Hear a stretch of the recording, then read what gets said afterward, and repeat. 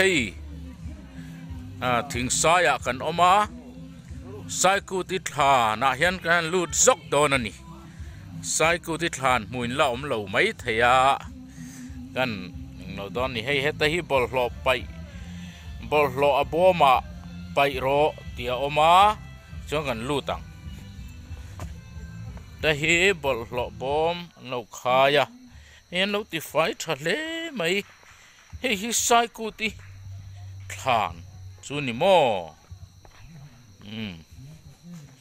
ta hi lungphun a oma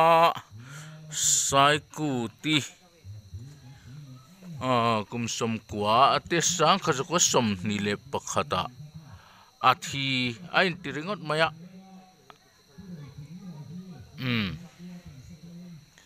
chuan hei a chevel hi anuam khop maya ngo dup khop mai thing a hnuai an ti fai sia ti chuan hei Saikûti thlan constructed by Art and Culture Department under 13th Finance Commission atiani director ain ziakani ti chuan hei hi Saikûti thlan chu ni a ti chuan an lut chin te ti hian hei a thlan a hian khukwa a oma Saikûti thlan akwa omani ti chuan heta hian enge inzia mi ming thang hlap huwa thiam pi Saikûti chu kum som kwa mi ni in sang kha kwa som ni pa khata he thlan muna hian phumina omta thada tanga kum khat vela alung ze a oma